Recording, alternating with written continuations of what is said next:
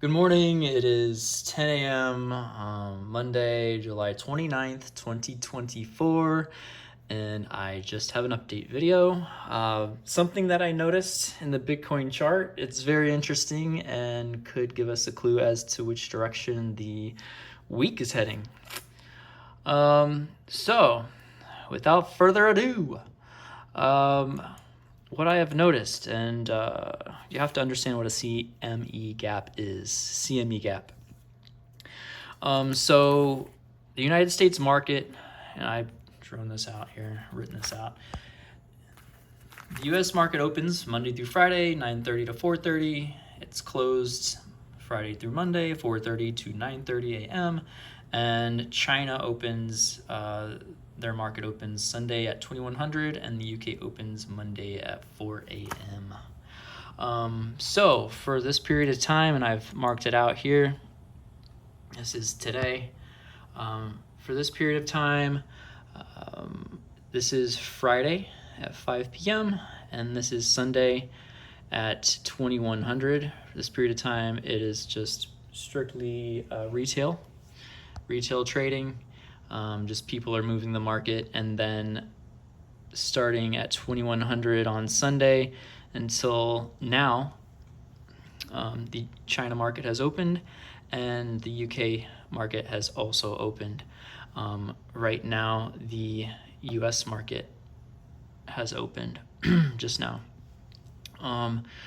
What I have noticed, and it's pretty consistent, is if you take these two lines, you really don't have to take this line. Well, I guess you do as a point of reference.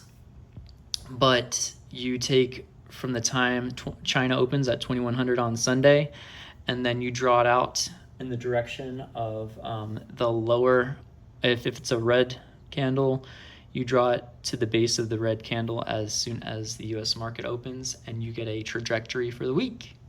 For the whole week. It's literally, seems like it's been pretty consistent, so I wanted to show you. That means that, and we'll see how this goes, it's playing out currently, we will have a upwards trajectory for the week. Anytime it points down, we will have a downwards trajectory for the week. And the only time it invalidates that, because this one is one of the very few times it was invalidated, because it was actually up for the week even though it went down, is if it hits any big strong support and resistance lines, or there's any big news event that has to do with Bitcoin. So let's go back and look. So here's another weekend. Oppie, get down. I've color coded these. Anytime the trend is pointing up, it is a green, so it will go up, and it went up for this week. This is so crazy. Right here, up, it went up for the week. Right here, down. Here, down, down, down. Right here, hold on, let's zoom in. Up. I colored it black though for a reason. We'll see. We'll come back to that in a minute. Down, up, up, down, down. We will actually come back to that one too. I also colored it black. Up, colored it black as well. It's another important thing.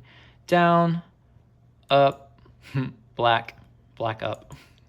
Down, up, down, black up, up green. Okay, you'll notice that sometimes the trajectory does not play out. So right here, it indicated from Sunday to Monday morning that it was going to go up, and it did for the week. But here, it did not. Check out from Monday open to Friday close, we went down. Why is that? So anytime, like I said, we hit strong support or resistance, we, in the middle of the week, no matter the trend, no matter which way the trend says we're going to go that Monday morning, we reverse. So here we reversed.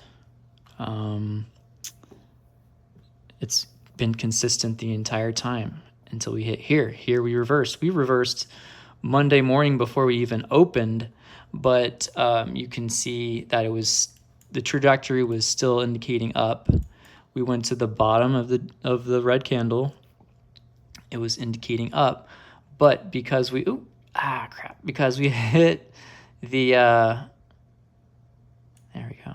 I messed it up. Anyways, because we hit the upper channel, down sloping trend line, we reversed and we kept reversing. Here we go again. Now, if you notice, at this point, we reversed in the middle of the channel and went down. What happened here? Well, actually, the Bitcoin halving happened here. So any news event, large news event that has to do with Bitcoin will reverse the trend. Otherwise, the trend is extremely accurate. This says down. We hit the bottom sloping channel and came back up. So that's why we reversed that week. That was probably in the middle of the week. Otherwise, down, up, up, down, up. We reversed, hit the top of this channel. You can literally get the direction that the market is going to move for the entire week off of just a few hours, just a few short hours from the time that China opens up to the time that the United States opens up its market. Down, down, down, down. Look at this. This is insane. This is freaking insane. Bottom channel hit. We reversed. And then we got confirmation Sunday night into Monday morning that we were going to go up this week. We went up this week. Down. Now, this has been a pretty strong support line, so I have colored it black. Previously, we have not reversed off of it. We did reverse off of it last week, which is very interesting. So this trend could change, but just keep an eye because I have colored this green, but maybe I should color it black because we are about to hit the top of this channel, even though we're dumping right now. The trajectory from 2100 last night to market open today is up. It's up. So it doesn't matter if Bitcoin goes down, up, we are going to go at an angle upwards until we potentially hit this top band right here. We could hit it today, we could hit it tomorrow. Either way, I do believe we are going to hit it, especially if we passed this resistance line. I do believe we're going to hit it. What it's going to do, I'm not sure. So far, nothing has passed that band yet. Nothing. Here, we never reached the high from here. Here, if we keep at this top trend line, we won't reach the high from there. I've denoted those tops by each of these green lines here. This would, if we reach up to here, which is 71,912, we will have reached the peak of the previous top. If we reach up to 73,812, we will reach up to the top prior. And I do believe if we do get up there, then we're good to go. We're gonna launch pretty darn quick. But if you notice that the trend has been pretty consistent within this entire downsloping channel, that's very interesting. And you could have made pretty good plays and maybe even closed out your trades for the weekend and then opened them back up just by looking at this. I mean, it's pretty insane how accurate. I mean, I would say almost 100% accuracy, except for this. Like, I didn't see that coming. That reversal right there actually gives me a little bit of hope that maybe we could be reversing the trend. And we'll see. We'll see this week, actually. Another thing that I wanted to mention that does make me a little bearish is this downward sloping channel once again. I did mention it before. It is a bullish signal. It is a bullish signal, but it has to play out. And how long it takes to play out is the question. That's the question.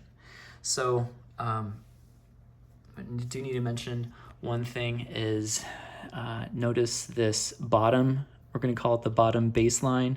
It is a upward sloping bottom channel that Bitcoin always hits. It always comes back to eventually after its all-time high. It will hit at a certain point. It will hit again, and that's when you can notice where it's located. It has that every single time. You see it here. You see it, I need to squish it off in the corner here. You see it here. It actually hugged the entire pretty much 2016, 2017. You see it here. I keep messing things up. So you see it here. It did hit. It hit again, hugged, and then kind of took off. So this did not produce a downward sloping channel, but it was still a consolidation pattern, which we are experiencing now. Another reason I believe that this is where we're at. This is where we're at in our cycle. And this is where we're at in our cycle is because of a few things. But most importantly, it's the stock to flow model. I strongly believe in the stock to flow model short term. It might not be a great thing to use long term, but in the short term, it has proven to be pretty consistent. We should have, according to it, hit 120,000 last cycle. We didn't hit that. We hit like 69K. And I do believe one thing was a worldwide pandemic probably hampered the move. So we didn't fully see that move play out. Also, Bitcoin miners were banned in China, slashing the hash rate, and it was just a mess. So we had some pretty significant events happen that I think prevented us from seeing Bitcoin to fruition, like to fully get to 120,000.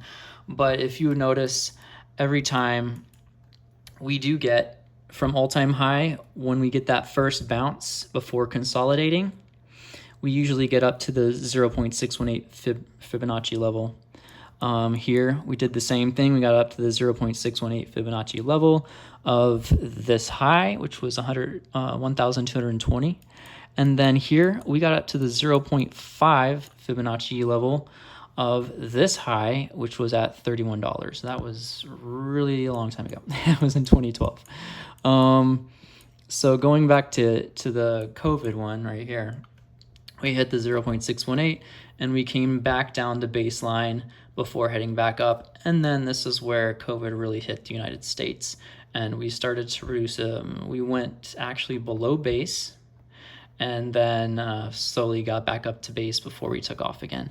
So we lost a lot of time and we lost a lot of money out of the market at this point. And this consolidation took a very long time for us to come out of. The 2012 consolidation took 146 days. 2016 was 184 days. This 2020 ended up being 498 days from this peak until we got out of it. 498 days before we pulled out. And currently we are in another downward channel. If you were to assume that the stock to flow model was right and we did reach $120,000, then guess what? Guess what this peak would have been? $73,000 would have pretty much landed right at the 0.618 of $120,000 peak. So that's why I really do think that we had at least one more good run out of the stock to flow model to really see it to fruition, but we had a worldwide pandemic and stuff happened. So I think we will continue seeing a big move, but one thing is for certain is that we are producing a longer and longer consolidation pattern. This was abnormally long because of COVID, so I'm guessing it would probably been more in like the 260-day region. Like it's really hard to guess what this was going to be, but this one should be even longer. And if we do come back down to base or anywhere close to it, currently we are in a consolidation pattern of 134 days. If we come back down to base and hit it, it's a total of 378 days. So 131, whatever that is, minus 382, 83 is how much we have left potentially before this pattern takes off like this. Bounces and takes off. So not to be the bearer of bad news, but we'll see. So there's two big things. Is what is Bitcoin going to do today? It's so far not looking good, but this is a support line that we have just gotten above, so we could be coming back down, hitting, and then coming up to this support line before fully reversing. We could just fully reverse and hit into here. If that's the case, then I do believe we're fully on for probably a full move to the next liquidity zone or resistance line, and continuing on. If not, then we are still playing out this downward sloping channel. And guys, it's gonna be a really, really long channel. Right here at the bottom of this point is March 28th, 2025, before we start to pull out. Like I said, it's taking a lot longer, it appears, every cycle. So where does that put us at the end of the cycle? That's hard to say, but it could be as far as 2027, 2028, December 2028, the way that it's looking. That would be insane. This would actually prove, if once this plays out, this would prove that the Bitcoin cycles are getting longer and longer. Anyways, we'll see. We shall see. We shall see. Meanwhile, there's some theories out there. Y'all can catch up on the stock to flow model. Also, oh God, what's the other one? There's another one I can't think of right now. By Giovanni Santoshi or something, Santatashi. He's an Italian man, and he created this theory of diminishing returns and blah blah blah. Anyways, pretty boring shit, actually, if you ask me. Oh, it's the power law. The power law was very interesting. It kind of says that Bitcoin always comes down to base support for just a traction. Like, it's just a cycle that it just does. It's part of the power law, which is ingrained in nature, and anything that basically produces energy is what it sounds like. Since Bitcoin is energy, it seems to be following this weird power law. Maybe look into that. It's really cool. Anyways, could be the bearer of bad news, or it could just be a great consolidation pattern to take off. I really want to think that, I really hope that it is a great consolidation pattern. to take off from here. But guys, I mean, Jesus, I don't know. We got a long ways to go is what it really looks like.